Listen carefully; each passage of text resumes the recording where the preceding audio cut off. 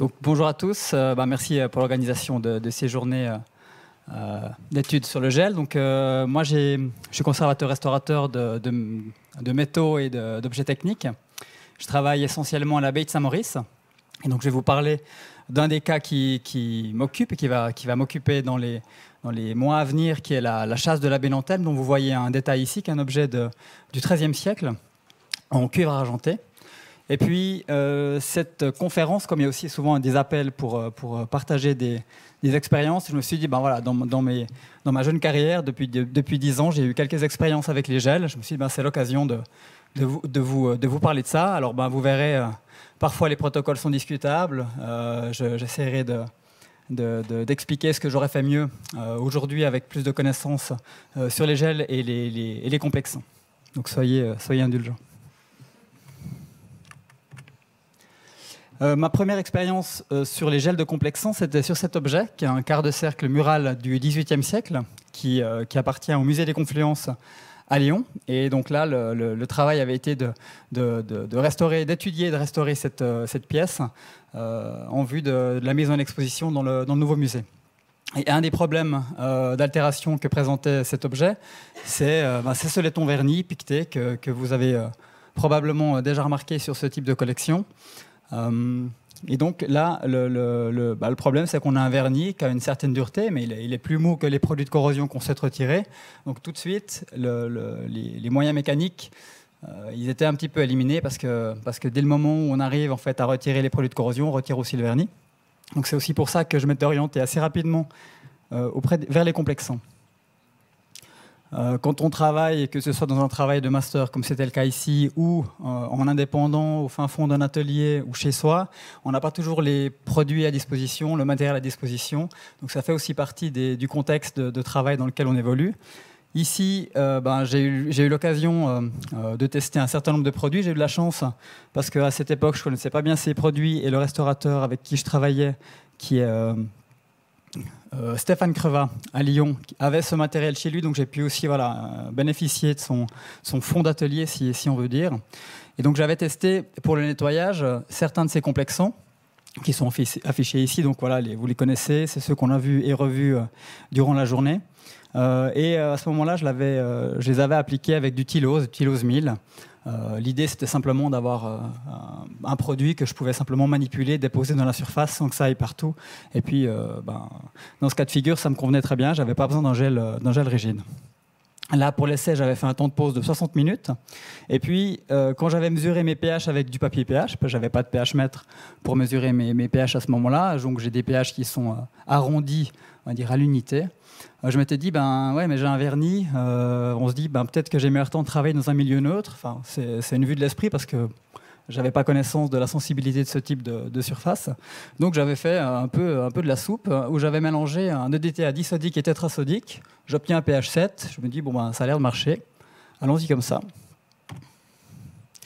Donc, en réalité, ce que j'ai fabriqué, c'est de l'EDTA trisodique. Mais ça, je ne le savais pas. On apprend toujours après.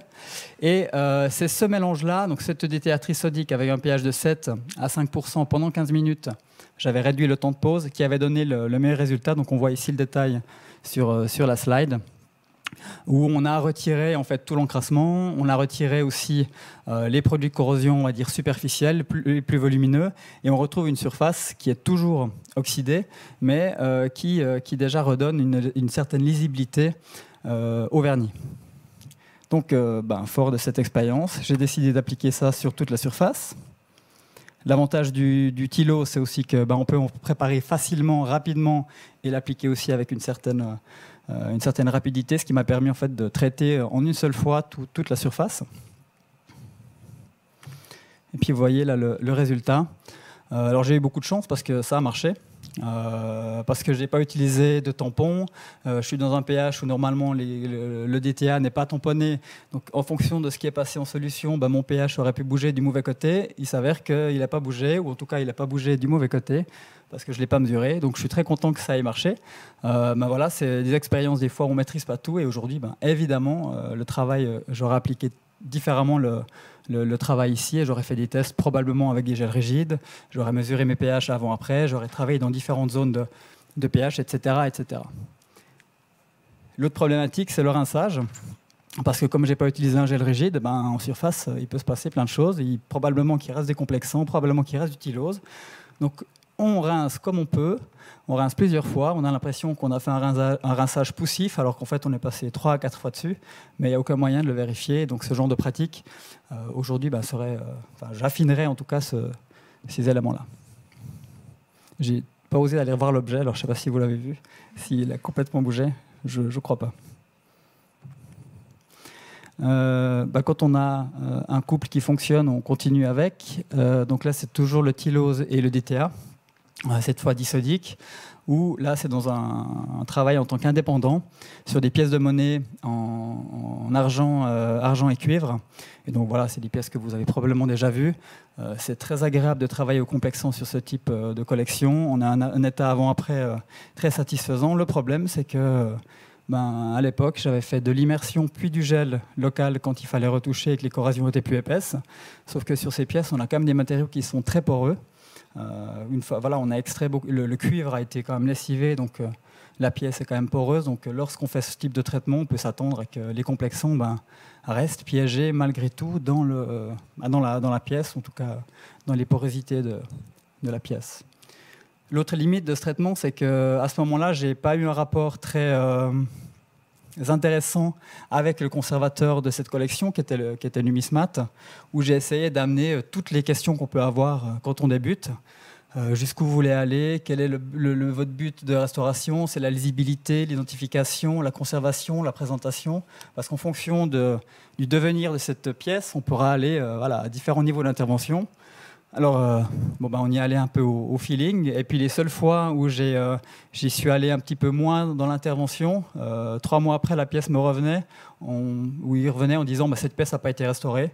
Alors que oui, elle avait été traitée, stabilisée. C'est juste qu'elle n'était peut-être pas assez lisible par rapport à ses attentes. Voilà, encore ici, je pense que de nouveau, je travaillerai avec un gel chaud d'agar-agar que je coulerai sur la surface pour ce type de pièce, pour éviter une pollution à l'EDTA dans l'objet. Voici une pièce aussi assez intéressante. C'est un bronze poli, avec des grandes surfaces polies de Arnaldo Pomodoro, donc une œuvre contemporaine. Et puis, typiquement, c'est assez typique de ces œuvres. Les gens les manipulent, on a des traces de doigts. Et on voit sur l'image de gauche, sur la partie basse, le rendu de la pièce. Et donc, c'était plus un objet qui était dans un état idéal pour la présentation.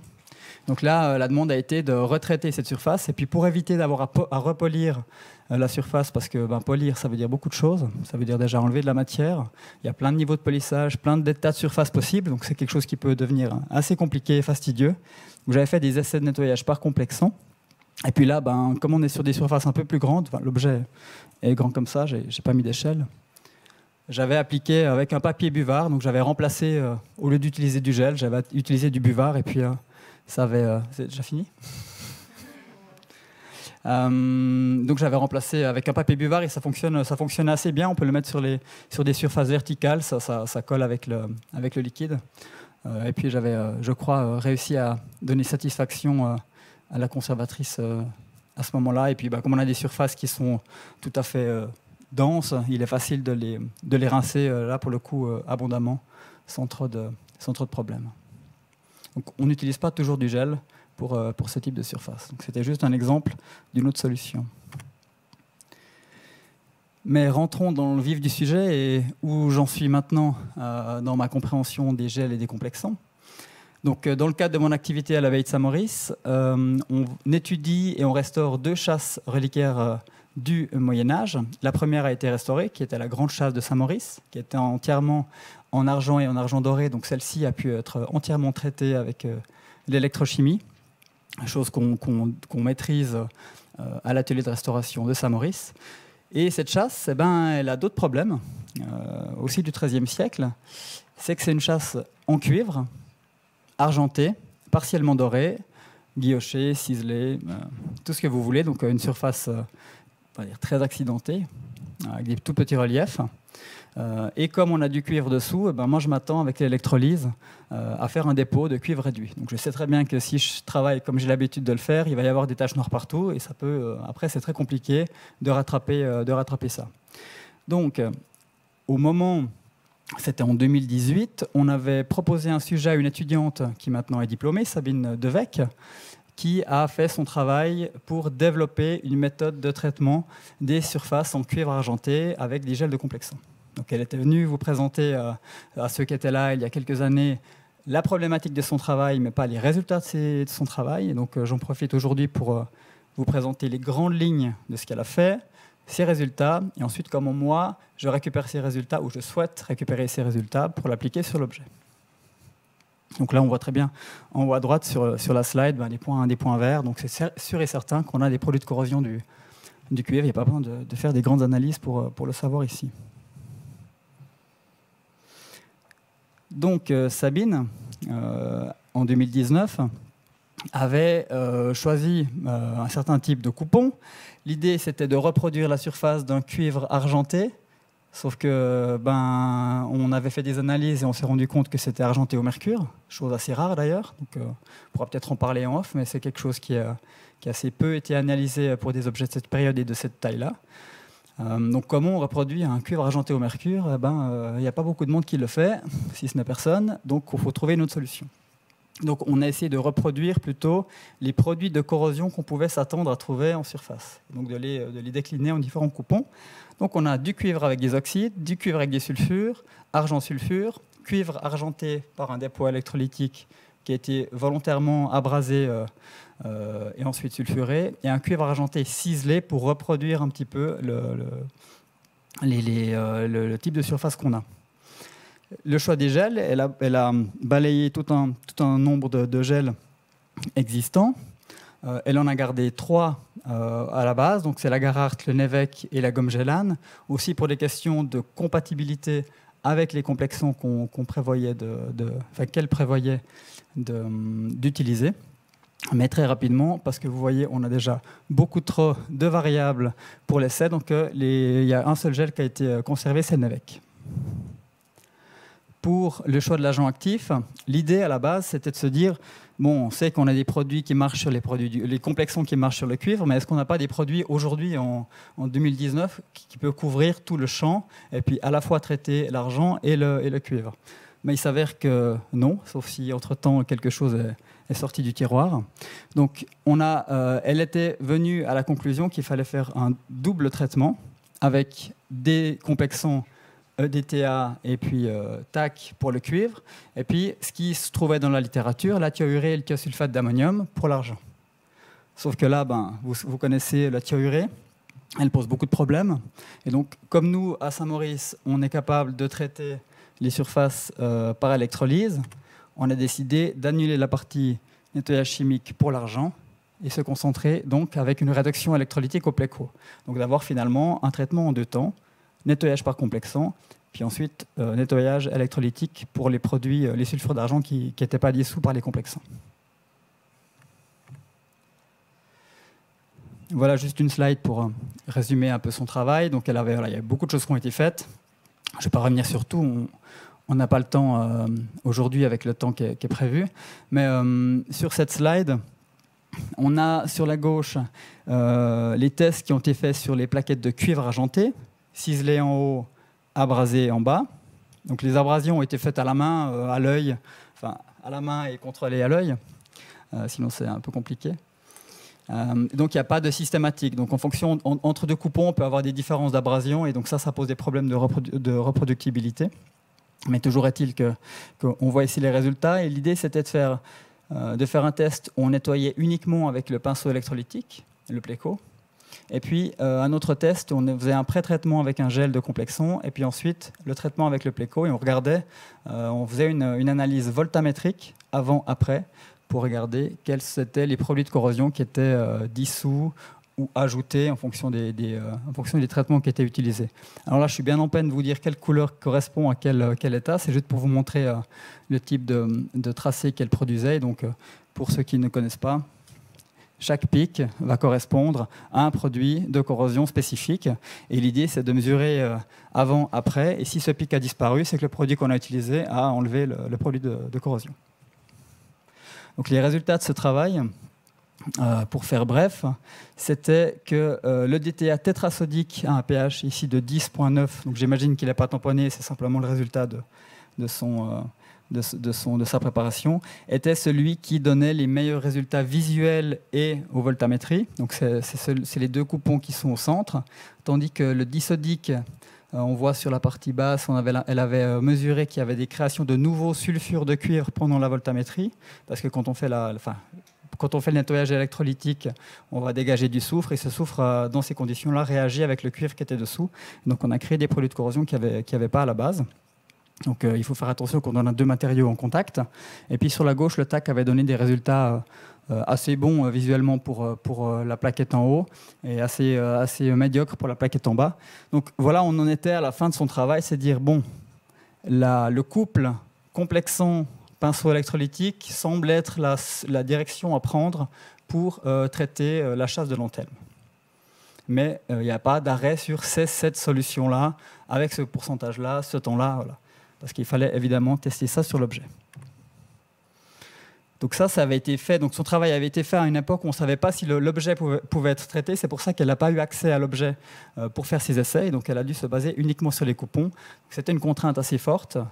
Mais malgré tout, voilà, c'est quand même un travail qui peut être remployé maintenant, que je peux réutiliser pour revenir sur la pièce. Donc cette pièce que vous voyez ici dans l'atelier de restauration à l'abbaye de Saint-Maurice a été démontée. Donc vous voyez sur l'image de votre gauche un clou qui est en train d'être retiré. C'est un des rares que j'ai pas cassé. Et puis non, c'est pas vrai. C'est enregistré, alors après je vais retaper sur les doigts. Et puis vous voyez ensuite les plaques, comment elles se composent. Donc c'est des petites plaques en gros de 25 ou 30 par 30 en cuivre argenté. Et puis l'argenture, elle est que sur la face exposée. Au revers, on a une surface de cuivre. Donc tout l'intérêt aussi de travailler que sur la surface visible et de ne pas immerger complètement ces pièces, c'est aussi un des éléments qu'on essaie de garder. Donc vraiment travailler en local. Et donc maintenant que ces pièces sont à plat, maintenant l'idée, voilà, c'est de repartir des résultats de Sabine et de refaire un protocole. Et moi je souhaite tout reprendre à zéro, reprendre tous ces produits, faire moi-même mes mesures, parce que j'ai aussi l'occasion d'acquérir un potentiostat, donc je peux faire sur site toutes les mesures de contrôle des différents nettoyages. Donc actuellement, et ça je pense qu'on pourra en discuter aussi, et je pense que ça pourrait être un projet intéressant pour internationaliser le projet sur les gels, c'est vraiment que sur le terrain, il y a un protocole qui soit proposé par ma part, puis qu'ensuite on ait des échanges en fonction de l'état de l'art que vous connaissez bien mieux que moi, de voir aussi vers quelle direction on peut enlever, rajouter des éléments pour ce projet.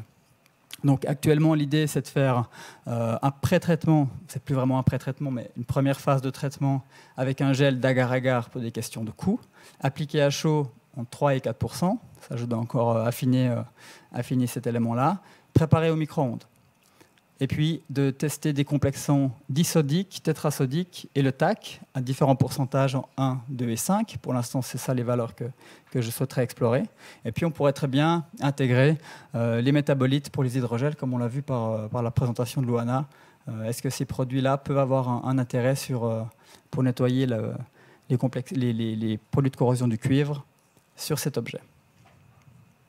Et puis ensuite, un traitement de ternissement de l'argent avec le pinceau électrolytique. De nouveau, voilà, avec tout l'état de l'art, les voltammétries, vérifier ce qu'il y a, vérifier ce qu'on enlève. Donc ça, c'est en gros le traitement que je m'attends à effectuer. Donc pas une immersion pour l'électrolyse, mais aussi avec le pinceau électrolytique.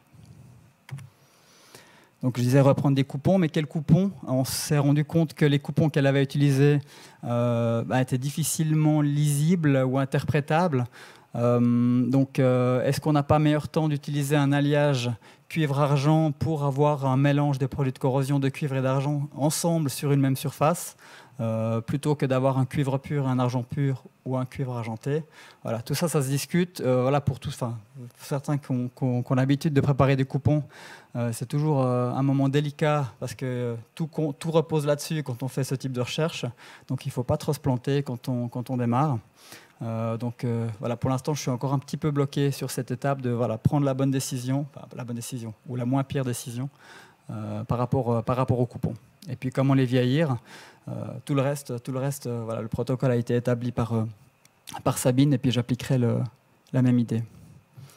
Au niveau du monitoring, là vous voyez sur l'image de gauche, je me suis équipé avec tous les pH mètres qui existent, je crois, parce que chaque fois j'obtenais des valeurs différentes en fonction du pH mètre que j'utilisais, donc il y a peut-être un problème dans la manipulation de ces outils, mais j'aimerais bien tester le pH à mesure que le produit évolue. Ça veut dire une fois qu'il est en solution, il a un certain pH. Une fois qu'il est en gel, le pH peut évoluer en fonction des gels qu'on utilise. Et une fois qu'on l'applique, là encore, le pH peut évoluer. Donc c'est ce contrôle-là que j'aimerais faire de manière systématique sur tous les gels pour bien vérifier que c'est une variable qui ne pose pas problème ou alors qu'il faut considérer tout au long du processus.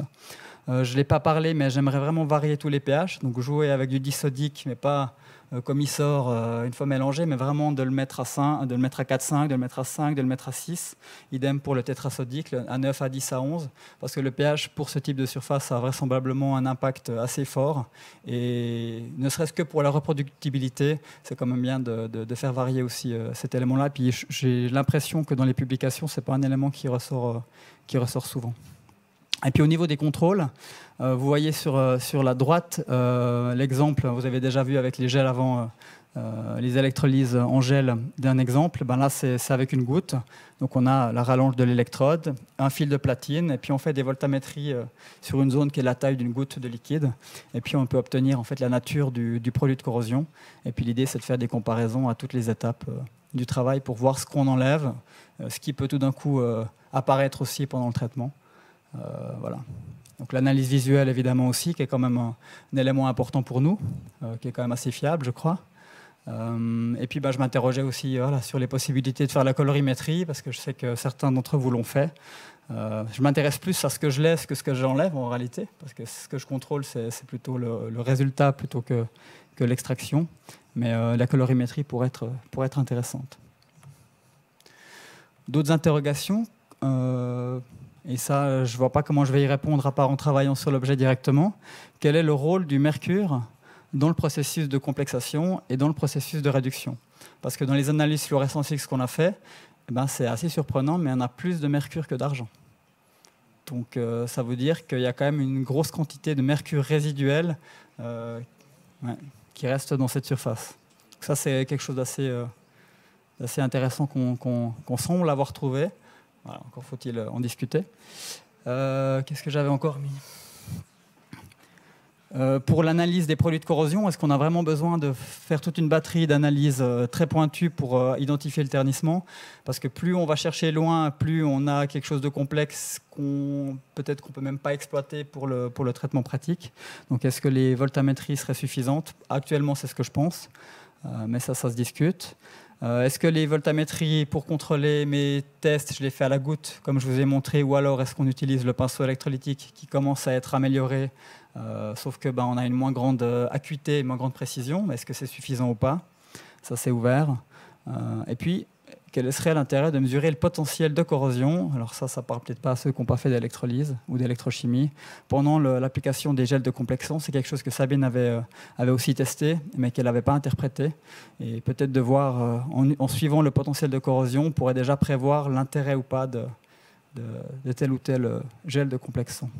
Puis il y a 3 petits points, parce qu'il y en a encore une liste longue comme le bras. Mais voilà, ça viendra aussi quand on y travaillera.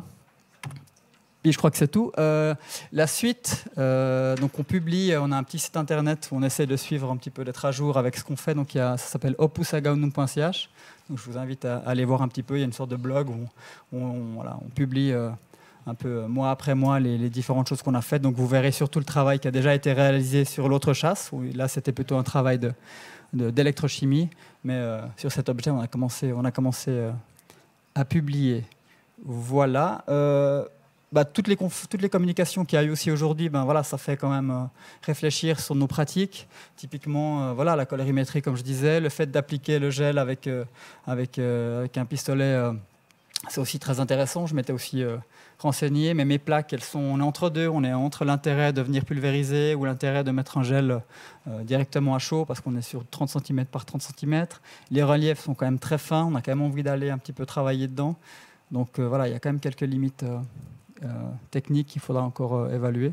Et puis là, je prends la solution de facilité. Je reste sur de l'agar-agar, mais il y a peut-être d'autres gels à remettre dans le jeu pour ça. Et donc, je pense que je me remets à vous aussi pour les échanges pour la suite. Merci beaucoup.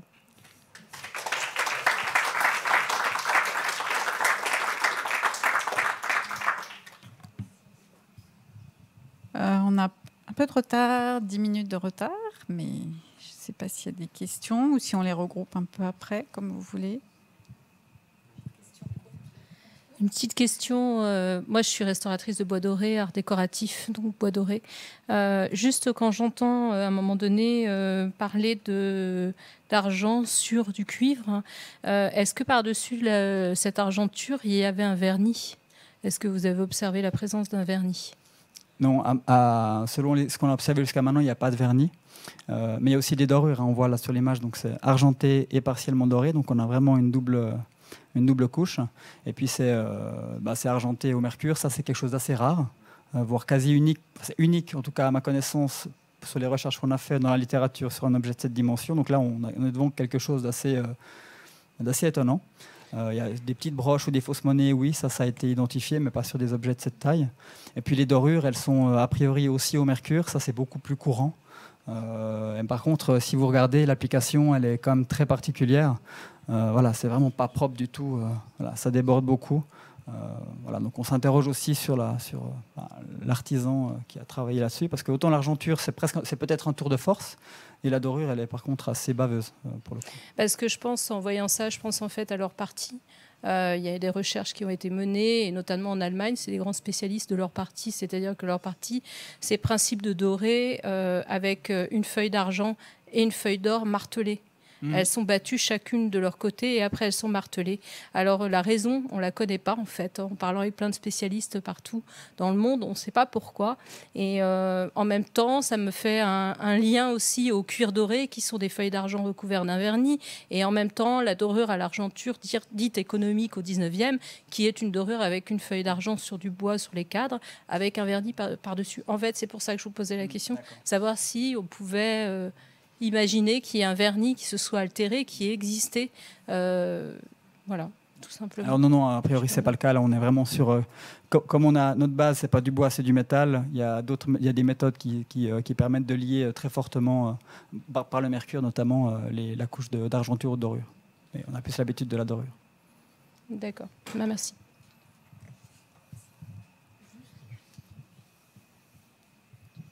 Là, on en discutait avec Manu. Là, je pense que de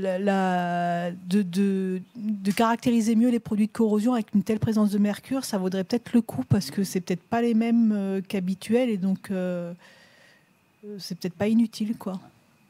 Non, tu as raison. Il y a un travail qui a été réalisé sur des objets en vermeil à la HEARC récemment par Christian notamment, où ils avaient aussi une quantité de mercure à peu près équivalente et ils ont obtenu les tracés habituels, attendus, les résultats attendus. Donc en fait, voilà. Mais c'était du vermeil, c'est un peu différent.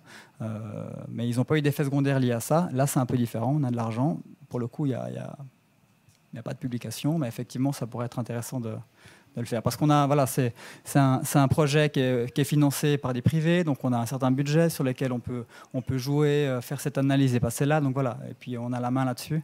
Donc c'est tout à fait possible de mettre en œuvre ce type d'analyse. Après laquelle, les produits de corrosion de l'argent étant photosensibles, il y a toute une gamme qui tombe parce que le fait d'analyser les modifie. Donc voilà, on est plus sur peut-être du XRD sauf erreur qui donne des résultats à peu près corrects, mais les voltamétries sont aussi intéressantes. Mais si on a des pics à des endroits qu'on n'a pas l'habitude, sans analyse, on ne sait pas les... Mais tu peux avoir des pics à des endroits que tu connais et ce n'est pas les bons produits. Tout à fait vrai. Ouais, on a l'impression que c'est rassurant. Merci. Moi, je m'interroge, en fait, vu la surface très, très guillochée, très traitée, est-ce qu'à l'origine, il n'y avait pas une patine dans les fonds pour faire contraste avec la surface? Et est-ce que le traitement que vous envisagez ne risque pas de retirer cet élément qui serait, pour le coup, original? Alors, cette question-là et cette interrogation-là, on l'a de manière quotidienne avec des objets en argent.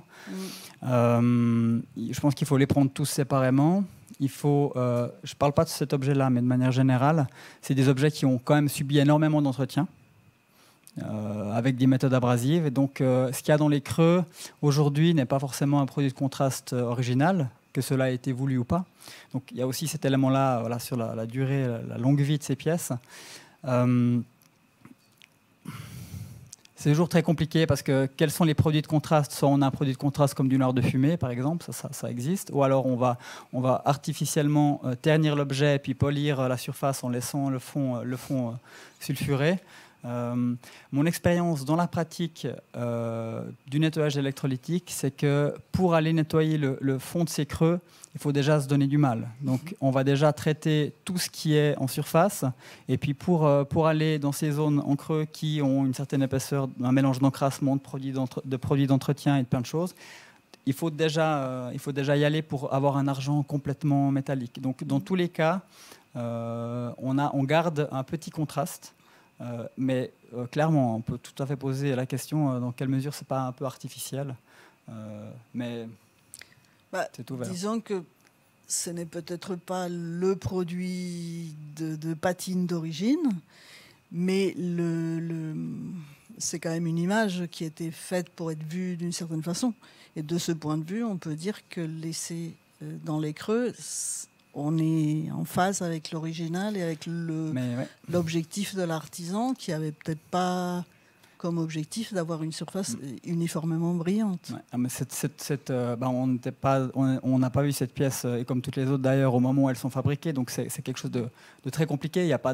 Les traités ne mentionnent pas ce type de choses, et même si elles le mentionnaient, ça ne dit pas que cet objet a été traité de cette manière. Ici, je me rappelle maintenant, c'est bête, j'aurais pu dire ça tout de suite, mais le démontage permet de faire apparaître des zones qui ne sont pas entretenues, qui ne sont pas traitées, qui ne sont pas exposées au soufre, et donc là, à l'intérieur des creux, on n'a pas de produit de contraste.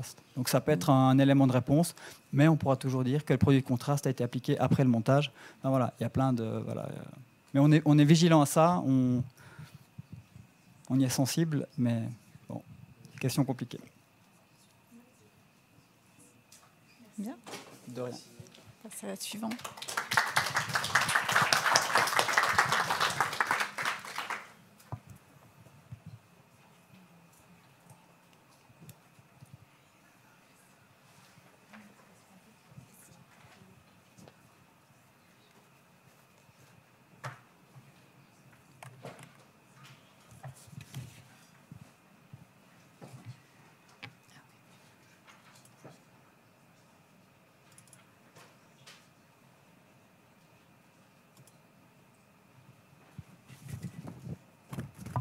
Bonjour, je m'appelle Alexandra Lefebvre, je suis conservatrice restauratrice des patrimoines métalliques et techniques.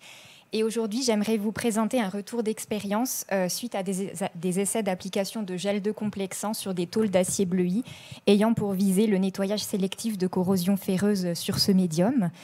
Donc, ces essais ont été réalisés en 2021. Dans le cadre de mon mémoire pour l'obtention du master de conservation-restauration des objets scientifiques, techniques et horlogers à la Haute École Arc à Neuchâtel en conservation-restauration. Et ce travail, d'une durée d'environ 5 mois, porte sur les tôles d'acier bleui, leur histoire, leur fabrication et leur conservation. Le cas d'une lanterne de projection et d'agrandissement Ganz & Co conservée au centre des collections du Musée national suisse. L'acier bleui n'est qu'une partie de ce travail puisqu'il s'agit initialement d'un projet de conservation-restauration complet d'un objet technique composite. Et d'autres problématiques ont été abordées telles que la décontamination de l'objet et une stabilisation des médiums amiantés qui ont été conservés dans l'appareil, une atténuation de l'encrassement généralisé, une stabilisation des surfaces peintes et vernies afin de limiter la perte de ces matériaux constitutifs, un nettoyage aussi des efflorescences sur des câbles en PVC qui alimentaient l'appareil, et puis également la retouche de certaines lacunes et l'étude technique de l'objet. Il a été réalisé sous l'encadrement de Romain Jeanneret, qui était mentor de ce mémoire, Christian Degrigny, qui est référent de ce travail, et Tino Zagerman, conservateur-restaurateur responsable des collections techniques au Musée national suisse. Donc, ces essais de nettoyage par gel de complexant sur des coupons corrodés s'intègrent dans des essais plus larges, puisque toute une gamme de techniques mécaniques ont également été testées. Mais dans le cadre de cette journée d'études, je me concentrerai évidemment sur les gels de complexant. Donc, je vais commencer par présenter le cas d'étude en abordant l'histoire de l'objet, la fabrication des tôles d'acier bleui, les altérations caractéristiques et la problématique de conservation. Puis j'aborderai l'utilisation des gels de complexant en détaillant ma méthodologie avec la préparation des coupons d'acier bleui, leur vieillissement artificiel, le choix du gel décomplexant et de leur pH. Et je terminerai avec une discussion des résultats sur ces essais. Donc, il s'agit d'une lanterne de projection et d'agrandissement qui est datée aux environs de 1914. Donc, cet appareil a été créé par l'entreprise Ganz & Co, originaire de Zurich, en Suisse, et spécialisée dans la production d'appareils photographiques et cinématographiques de 1844 à 2018. Une famille de 5 générations que vous voyez ici a fait prospérer cette entreprise qui était pionnière dans ces domaines en Suisse. Il fait partie d'un ensemble de 1822 objets constituant un don de Thomas Ganz au Musée national suisse entre 1996 et 2006. Et donc l'objet permettait la projection de plaques photographiques en verre de différents formats, ainsi que l'agrandissement de photographies. Donc un petit cliché photographique, comme vous pouvez le voir à l'écran, était sur verre, donc utilisé pour l'agrandissement. Un papier photosensible était ensuite exposé en retirant un rideau ou un filtre de la lentille de la lanterne. Je passe maintenant à la fabrication des tôles d'acier bleui en définissant d'abord ce qu'est le bleuissage. Donc c'est un terme qui est générique et qui définit des méthodes d'oxydation artificielle qui sont appliquées principalement aux aciers et aux fers pullés. Et elles produisent une fine strate d'oxyde à la surface du métal, renforçant donc la résistance à la corrosion et apportant une coloration esthétique allant du jaune au gris en fonction de la température. Donc la strate bleuie est constituée d'un double film qui se compose d'une strate inférieure de magnétite et d'une strate supérieure d'hématite. La strate d'hématite se forme puis se convertit en magnétite du fait d'un manque d'oxygène qui est induit par l'épaisseur de la strate. Concernant la fabrication des tôles, au XIXe et au XXe siècle, donc on commençait par la production de fonte blanche, par la fusion de minerais de fer dans un haut fourneau. Puis elle était ensuite préparée en lingots, mixée et affinée dans un four à réverbère ou selon la méthode franc-comtoise pour l'acier. Le matériau était alors sprayé de charbon en atmosphère oxydante afin de concentrer la chaleur, laminé et martelé pour obtenir des tôles avec un polymiroir de teinte grise. Et ces produits étaient nommés Russian Sheets car elles étaient souvent produites dans ce pays et exportées en Europe occidentale. Donc, il y avait 2 types de méthodes de bleuissage principales. Donc, la première consistait à utiliser la chaleur, donc comme j'ai pu le décrire précédemment pour les tôles de large dimension, ou alors dans le sable, dans une flamme, contre une plaque de fer chauffée pour les petits objets.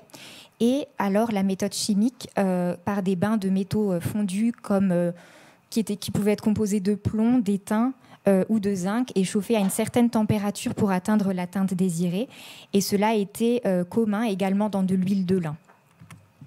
Concernant les altérations caractéristiques observées sur l'objet, donc le constat d'état de l'acier bleui a fait ressortir 3 faciès de corrosion.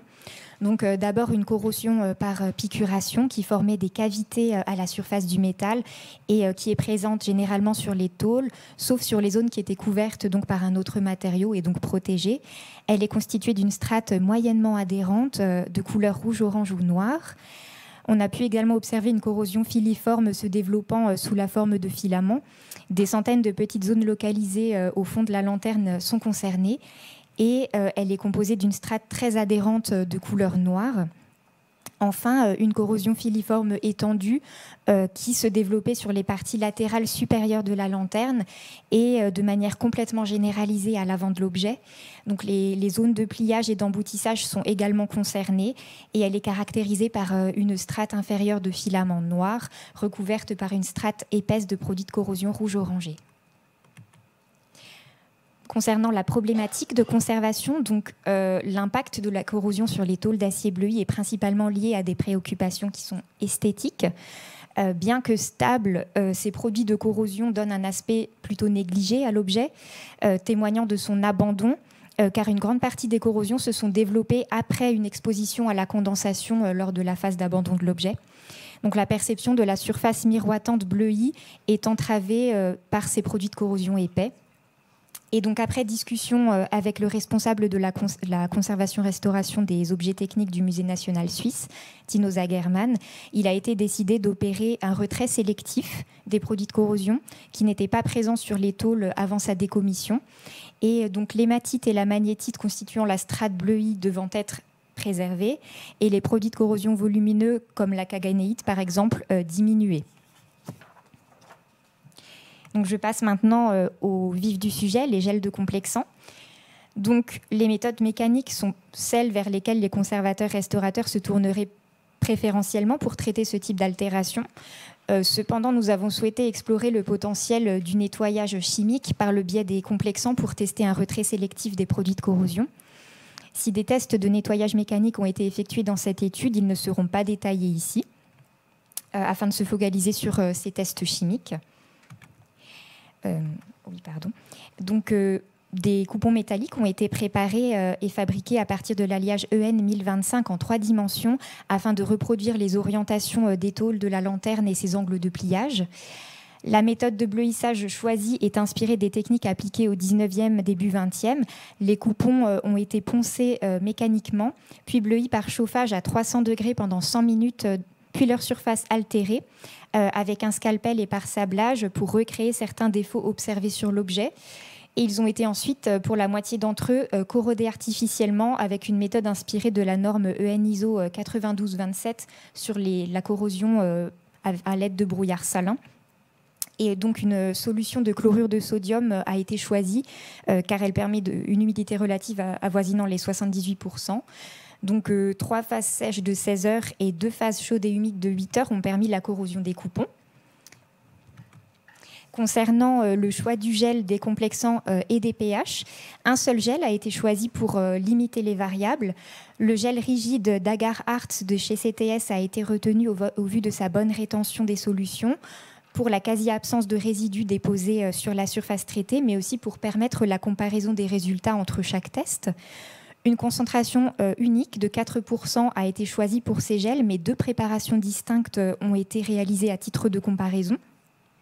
Donc d'abord des gels rigides d'agar à 4% dans l'eau déminéralisée, préparés au micro-ondes à une puissance de 600 watts, qui ont été infusés dans les chélatans pendant 30 minutes.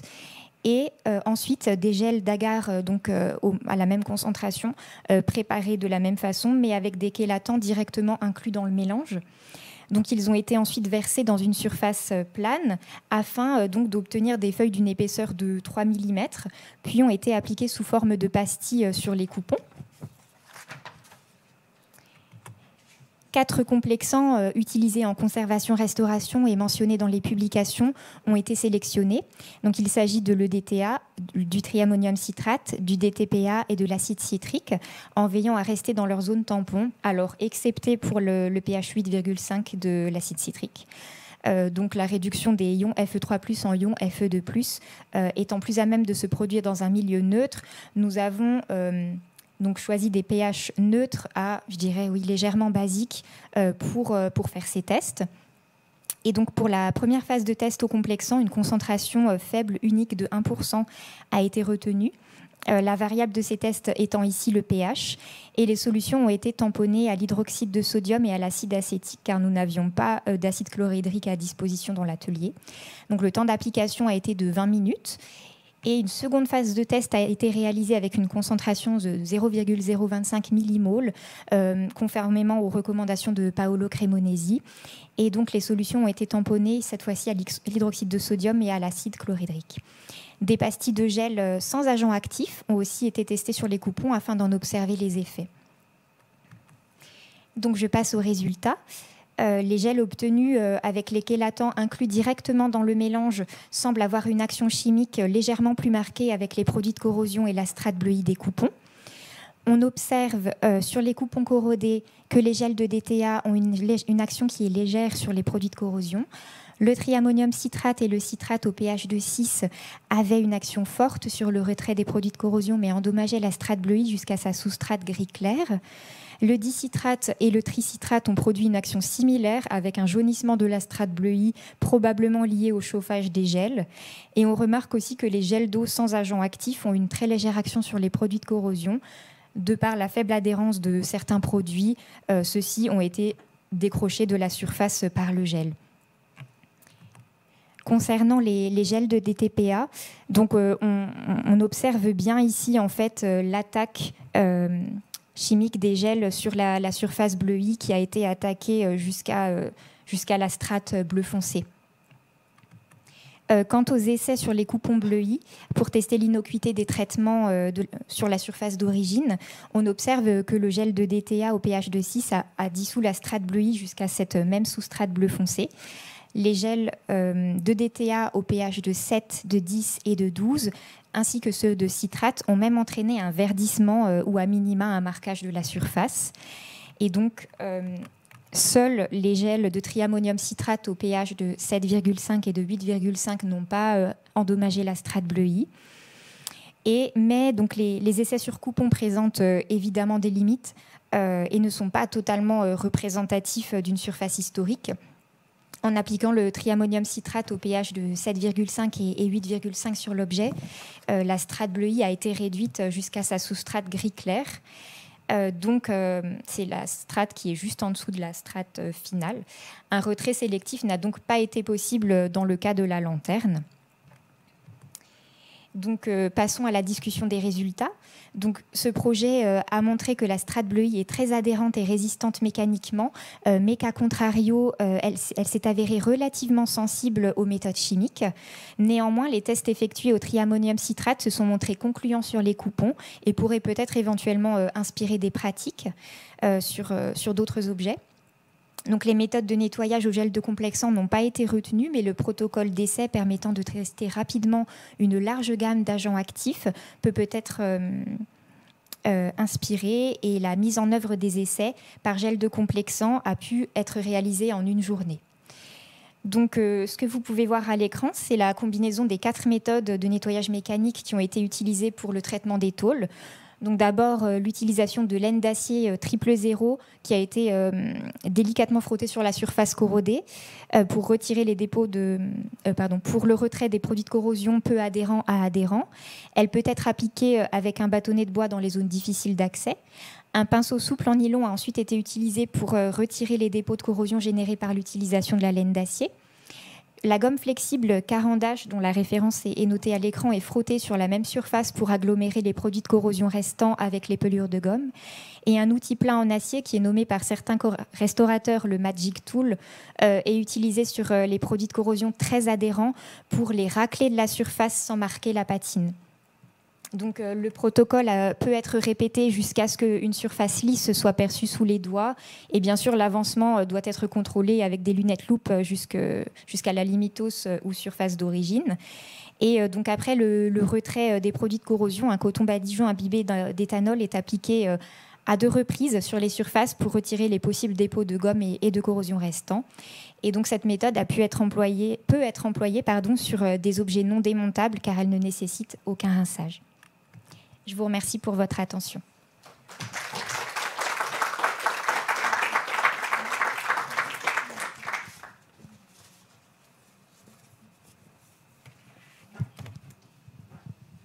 Y a-t-il des questions ?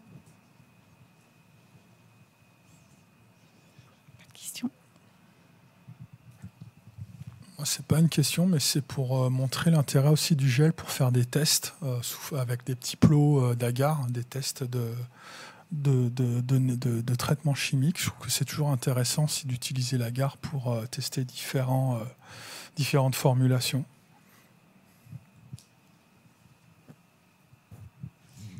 S'il n'y a pas de questions, merci beaucoup pour votre présentation.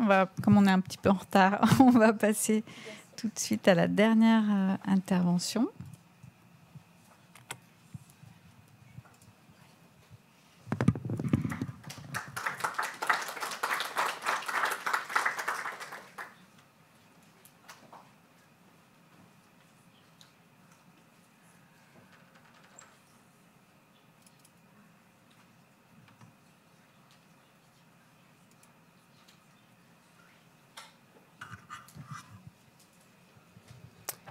Moi, c'est Marie-Fay. Donc, je travaille au laboratoire de conservation-restauration de métal à Coros, basé à Arles. Et j'ai travaillé dans le cadre de mon mémoire déjà sur des gels rigides. Et c'est une pratique que j'ai essayé de développer un peu dans mon travail avec des contraintes différentes. Mais voilà, c'est un sujet qui me tient à cœur. Donc j'ai essayé un peu de faire... de mêler un peu des résultats de mémoire, d'aller un peu plus loin sur des sujets que j'avais soulevés et en même temps de le mettre en œuvre voilà, sur des objets qu'on avait au laboratoire. Avec plusieurs objectifs, l'idée de comparer les gels d'agar-agar avec des gels d'agarose, donc c'est la part purifiée de l'agar. Ensuite, essayer de reprendre un peu des recherches sur l'utilisation des complexants seuls et de comparer ça avec l'ajout de BTA pour essayer d'améliorer le contrôle des traitements. Et ensuite, un cas pratique d'application de gel sur une croix de procession. La croix de procession, la voilà. Donc c'est une croix qui doit faire à peu près 60 cm de longueur. Il lui manque la hampe pour l'emmancher en partie basse. C'est une croix qui provient de la commune de Mary dans les Alpes-Maritimes et qui date de la fin du XIVe siècle, qui est ultra composite. C'est une lame de bois recouverte de papier, de plaquettes d'argent, avec des décors de plaquettes de cuivre doré, des petites bordures en laiton, en cuivre doré et en bronze. Et les côtés de la croix sont recouverts de plaquettes de fer étamé. Donc là, c'est des petites choses extraites de l'étude préalable en fait, de la croix. Donc on a essayé de cartographier un peu la répartition des matériaux et de schématiser un petit peu ce qui se passe sur la surface. L'objectif, c'est de vous montrer l'aspect composite de la croix et les difficultés un peu que ça posait pour le nettoyage en termes d'accès et de fragilité de la surface aussi. Donc c'est à partir de cet objet-là aussi que je fais cette présentation-là et qui a inspiré un peu les petites recherches que j'ai faites. Donc je me suis d'abord réintéressée, en fait, voilà, le sujet le traitement qui s'est imposé. Donc en fait, j'ai effectivement on l'a vu dans d'autres présentations, mais les métaux que j'ai en surface, ils sont l'argent et le cuivre doré sont hyper ductiles. J'ai un argent qui est à 98% estimé pur, du coup c'est hyper mou. Donc j'exclus assez vite les interventions par voie mécanique, ou en tout cas dans l'idée de les réduire le plus possible. Et par voie chimique, ça apparaît très intéressant, mais effectivement par voie liquide, on comprend bien que c'est compliqué, tout est clouté à différents niveaux, j'ai du papier dessous, du bois, donc toute pénétration de liquide est très difficile à gérer et donc proscrite. Donc l'usage des gels s'avérait intéressant dans ce cas. Donc j'ai repris un petit peu mes essais, les essais que j'avais faits sur les gels.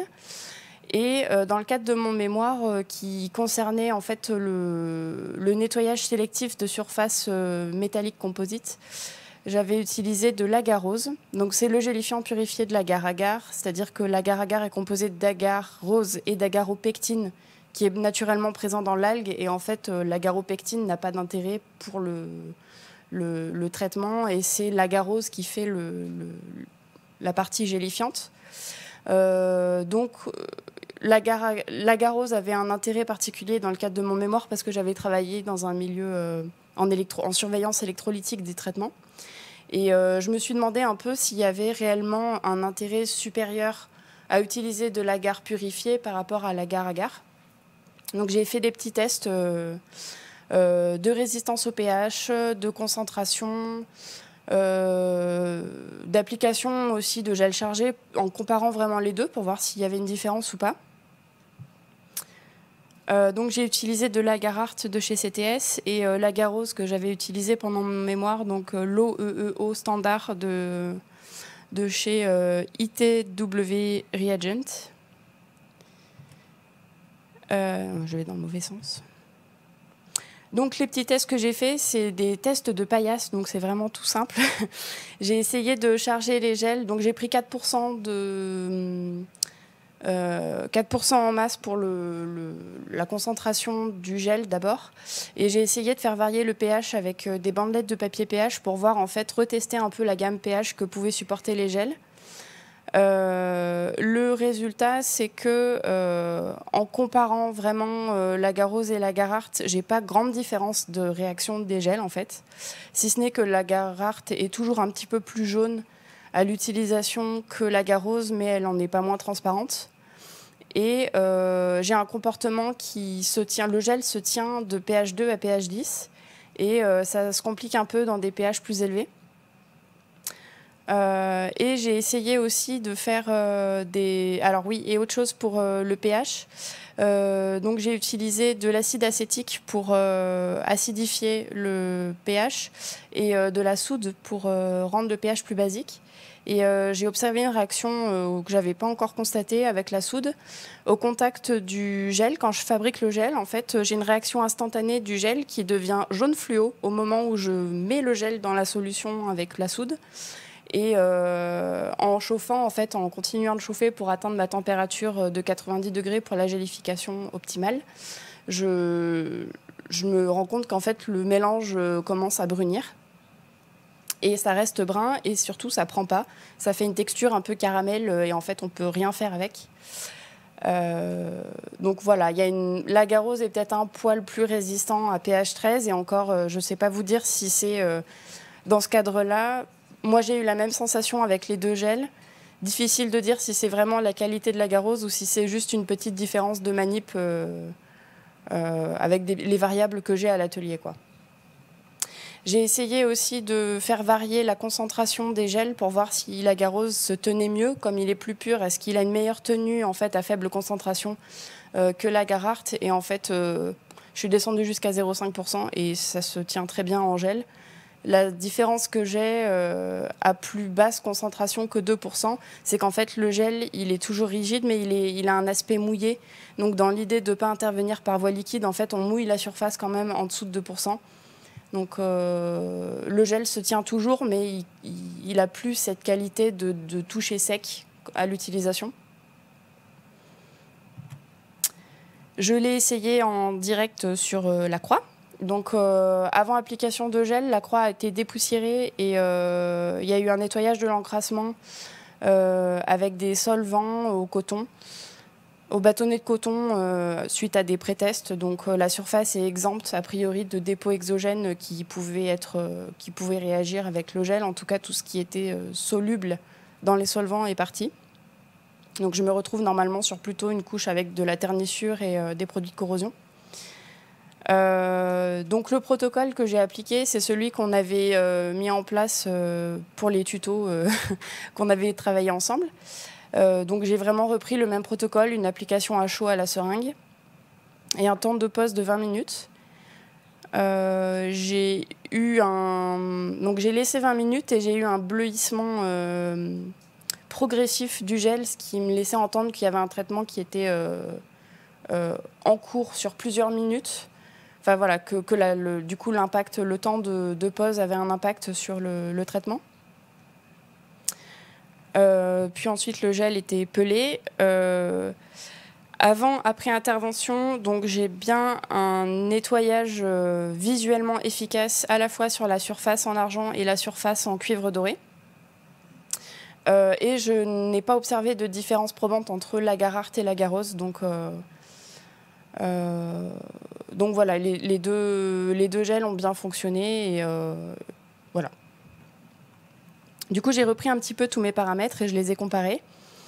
J'ai essayé de voir un petit peu donc, la facilité de mise en œuvre, la transparence ou la couleur du gel, la tenue au pH acide, au pH basique, à faible concentration, l'efficacité pratique avec un complexant dedans en application sur un objet.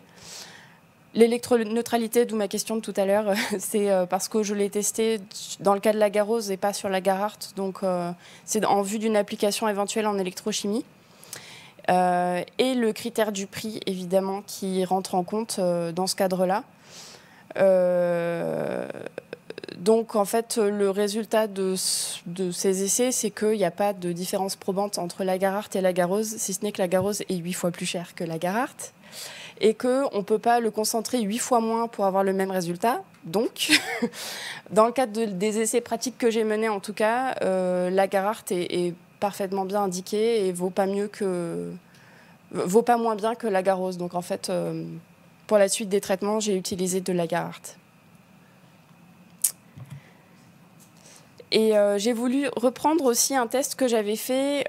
Donc initialement, dans mon travail de mémoire, j'avais utilisé du BTA dans mon gel avec le complexant. L'idée du BTA, qui est donc un inhibiteur de corrosion, c'était d'essayer de contrôler mieux le traitement, en fait, d'avoir un effet sélectif en fonction des surfaces traitées, puisque là, j'ai à la fois des alliages cuivreux et des alliages d'argent. Et c'était déjà le cas pendant mon mémoire, donc je voulais essayer de retester un peu ça pour mieux comprendre ce qui se passait. Sachant que les résultats obtenus lors du mémoire étaient difficiles à interpréter.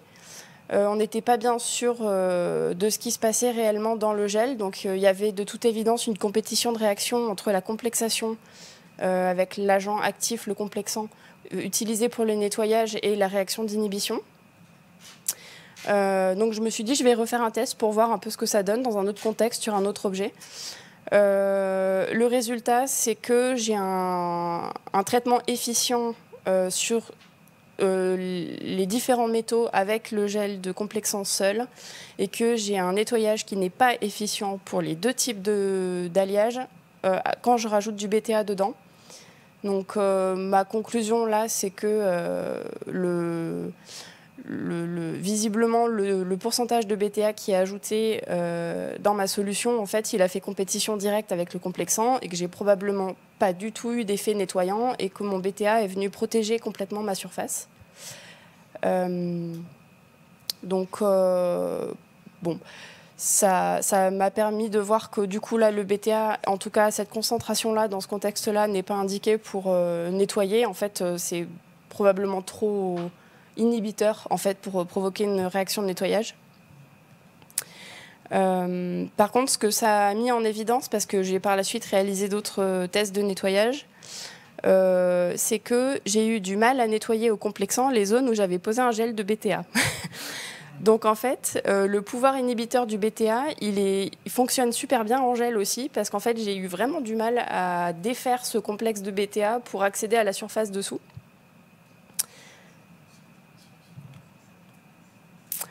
Et donc, suite à ces tests,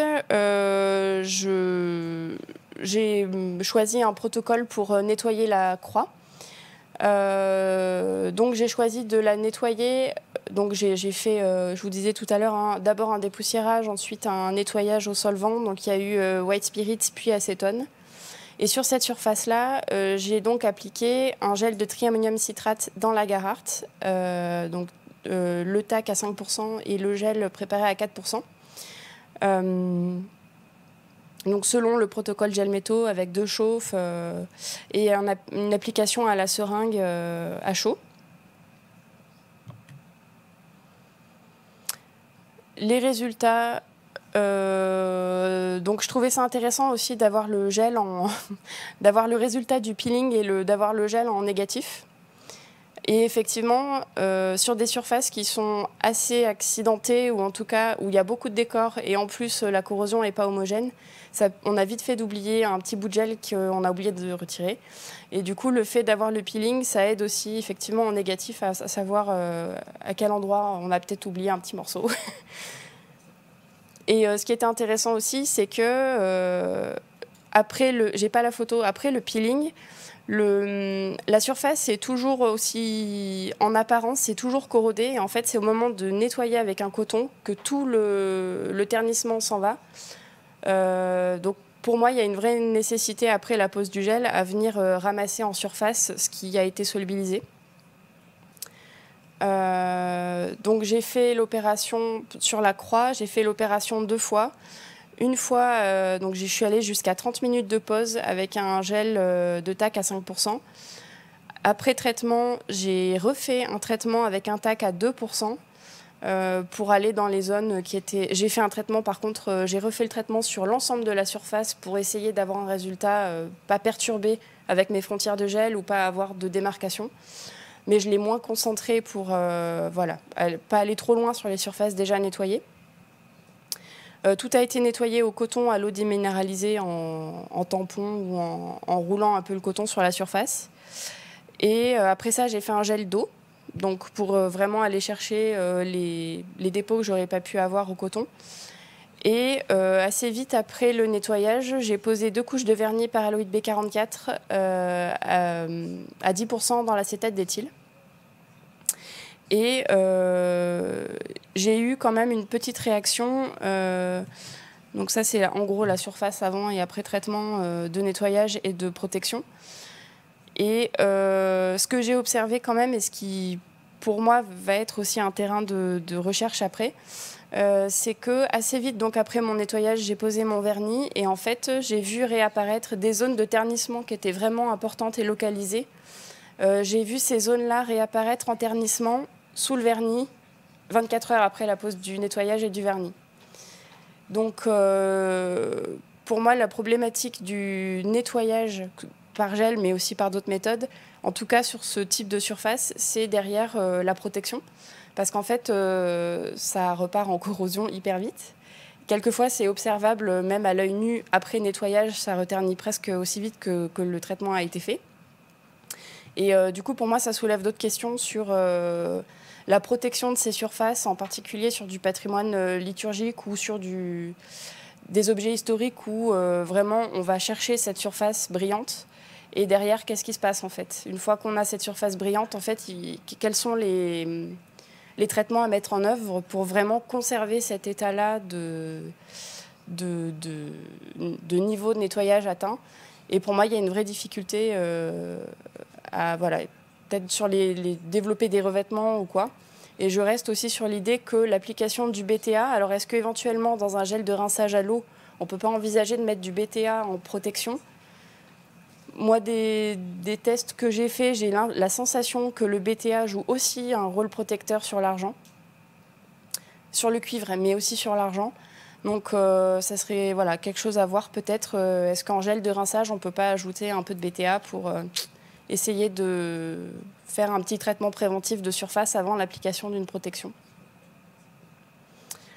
Voilà, ce fut court, mais c'était une petite synthèse des travaux faits dernièrement chez Acoros. Voilà.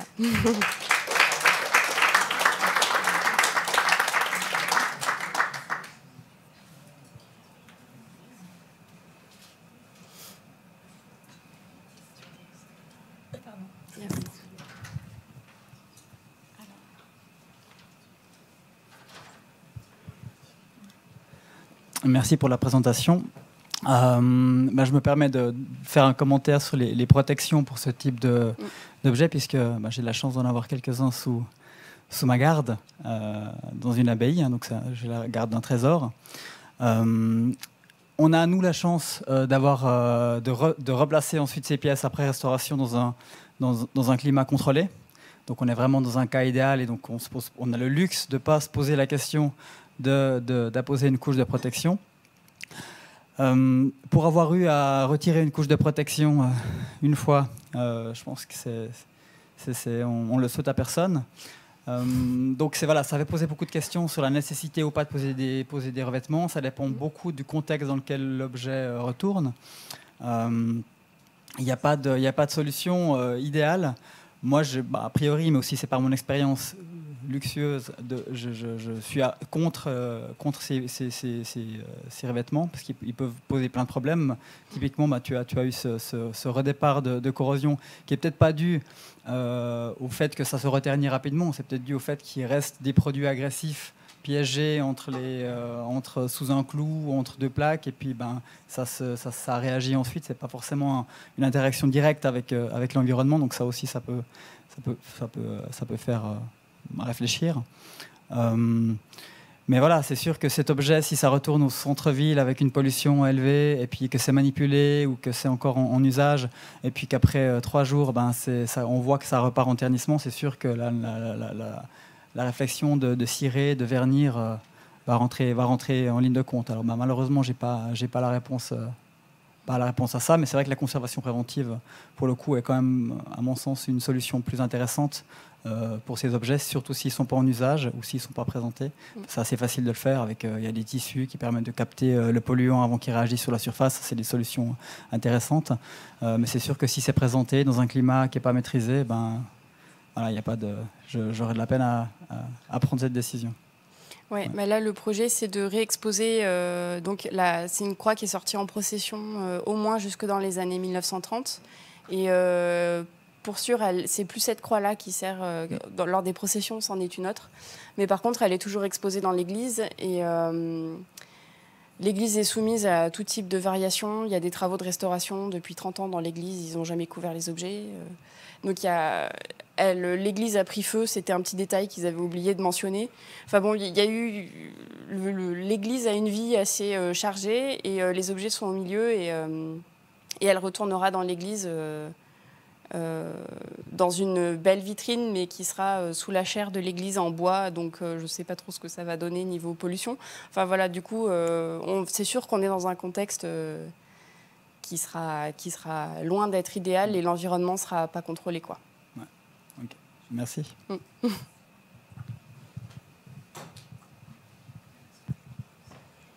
Oui, merci Marie pour cette présentation intéressante. Et je note le BTA, en fait, on a déjà parlé, mais c'est intéressant de voir que finalement le BTA, et c'est ce qu'on a montré avec Erika Ferrari dans le cadre de sa thèse, vous pouvez la regarder, elle est en ligne disponible. Le BTA, il agit vraiment comme un inhibiteur de dissolution, en fait, que ce soit le métal ou que ce soit des produits de corrosion. Donc effectivement, quand tu mets le BTA en même temps, visiblement la cinétique de réaction du BTA, elle est plus rapide et du coup, ça bloque la dissolution des produits de corrosion et donc ils sont plus nettoyables. Ceci dit, ça serait intéressant de justement, oui, l'appliquer après le nettoyage, parce que là, pour le coup, tu vas complexer la surface que tu cherches à protéger, quoi. Donc, oui, je pense qu'il y a des choses à faire dans ce sens-là aussi. Peut-être le faire en 2 temps, du coup, en fait. Et c'est vrai que je pense qu'il y a eu des travaux de fait sur son application au BTA, son application par immersion ou dans des films de protection. Et en fait, j'aurais pas imaginé que ça puisse avoir un effet dans un gel pelable où j'ai une action mécanique en plus sur la surface. Et en fait, visiblement, de ce que j'ai constaté, il y a vraiment des complexes qui se forment à la surface et qui sont tenaces. Et en fait, ils restent malgré le pelage. Parce que le gel, il est poreux, en fait. C'est un matériau poreux. Et donc, du coup... il y a diffusion du BTA comme si on était en solution. Alors, des cinétiques différentes qui seraient intéressantes d'étudier, mais ouais, je pense aussi. Donc oui, c'est intéressant.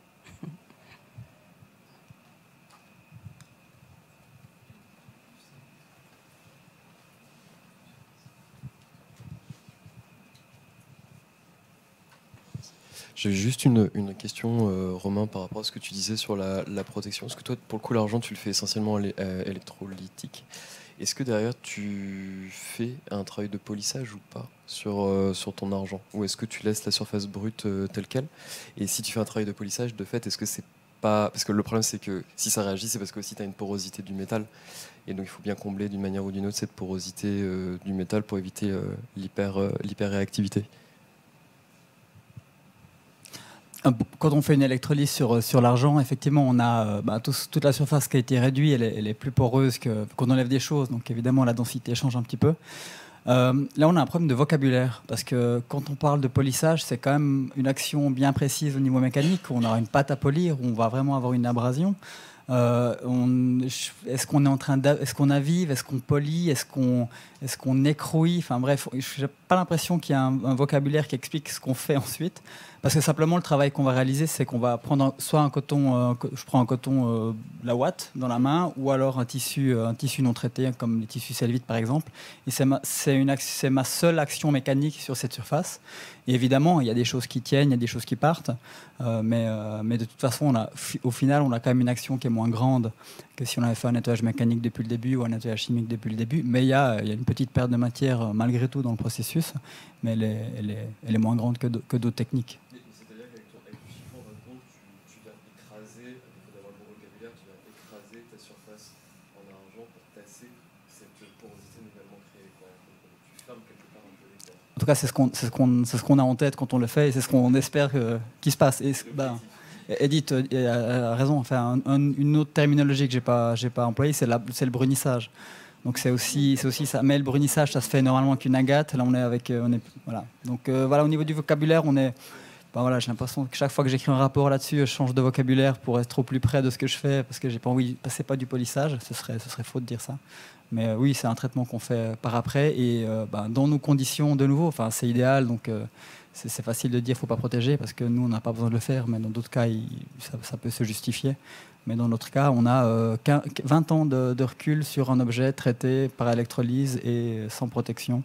Donc c'est plutôt très bon. Merci. Je sais pas, on va peut-être devoir s'arrêter là, même si peut-être les échanges peuvent continuer un petit peu à l'extérieur de la salle, parce qu'il y a toute la technique qui doit aussi pouvoir être démontée avant que le CDERMF ferme. Voilà. Donc en tout cas, je crois que je vais pouvoir exprimer au nom de Mireille Klein, chef du département restauration qui est ici, et de moi, tout notre plaisir à avoir accueilli cette journée, tout notre intérêt pour vos échanges qui sont passionnants entre recherche et restauration, entre restaurateurs. Voilà, c'est vraiment, on est en plein dans le sujet, dans le cœur de ce qu'est le CDERMF. Donc bravo pour votre projet, pour votre implication. Et merci. Je voudrais vous remercier également. C'était encore une fois très fructueux cette journée-là. Je crois qu'il y a des connexions aussi qui se sont faites, donc on va continuer à rester en contact pour faire continuer les collaborations avec Gel Métaux. Je compte sur vous et à bientôt pour un prochain événement Gel Métaux.